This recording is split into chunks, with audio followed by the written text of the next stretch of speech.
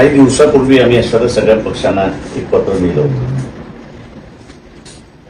आणि त्याचा आशय असा होता की एसटी फाईलमध्ये पंतप्रधान नरेंद्र मोदी यांचं नाव आलेलं आहे. त्याच्यानंतरच्या असणाऱ्या ज्या घडामोडी आपण सर्व बघतोय त्या ह्याच्यामध्ये भारत सरकार जे आहे हे एकंदरीत सेल आउट केलं गेलेलं आहे. म्हणजे नुसतं आर्थिक दृष्टिकोनातून सेल आउट केलेलं नाहीये, तर देशाची सार्वभौम सुद्धा विकल्या गेलेली अशी असणारी परिस्थिती आहे, घाण ठेवलेली अशी असणारी परिस्थिती आहे. या पार्श्वभूमीवरती ते पत्र देण्यात आलं होतं आणि आजच्या असणाऱ्या या बैठकीला उपस्थिती जी आहे ती या ठिकाणी आपल्याला सांगण्यात आलेली आहे. आमची बैठक झाली आणि त्या बैठकीमध्ये काँग्रेस पक्ष हा असणारा मोठा पक्ष आहे या सुद्धा याच्यामध्ये. तेव्हा काँग्रेस पक्षाच्या नेतृत्वाखाली आपण असणारा कार्यक्रम केला पाहिजे आणि 23 तारखेला नागपूरला RSSच्या हेडक्वार्टर्सवरती मोर्चा म्हणण्यापेक्षा धरणं आयोजित आम्ही असं करतोय आणि तिथे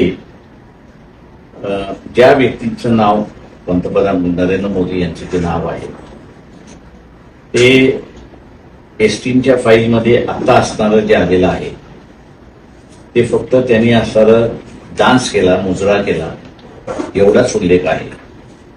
पण एवढ्याच मुद्द्यावरनं जे काही सरेंडर करण्यात आलेलं आहे, आर्थिक बाजारपेठ सरेंडर करण्यात आलेली आहे, राजकीय निर्णय घेण्याची शक्ती सुद्धा सरेंडर करण्यात आलेली आहे आणि ती आता आपल्याला सरळ सरळ दिसते की अमेरिकेने तुम्हाला 30 दिवसाचं पेट्रोलियम प्रॉडक्ट्स विकत घेण्याची परमिशन त्या ठिकाणी देण्यात आलेली आहे.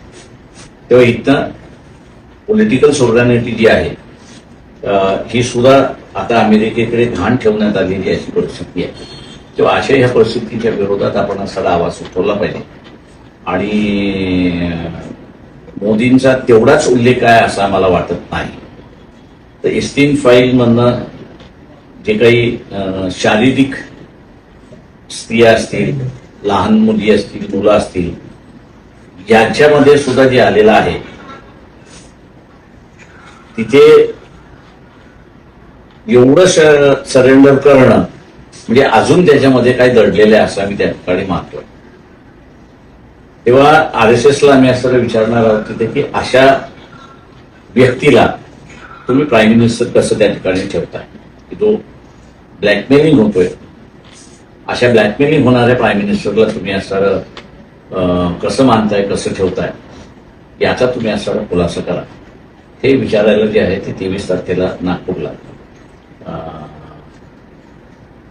लोकांना आम्ही बोलवणार.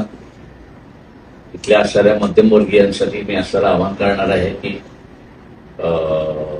जे काही आर्थिक दृष्टिकोनातून सरेंडर झालेला आहे त्याचा पहिला फटका तुम्हाला असा बसेल. कदाचित आमचा असणारा हा 23 मार्चपर्यंत 23 मार्चचा जो कार्यक्रम आहे या कार्यक्रमाच्या आतमध्ये बँका अडचणीत आलेल्या आपल्याला त्या ठिकाणी दिसतील अशी असणारी परिस्थिती आहे आणि म्हणून आपण असं तिथे आम्ही सगळ्यांनी बसू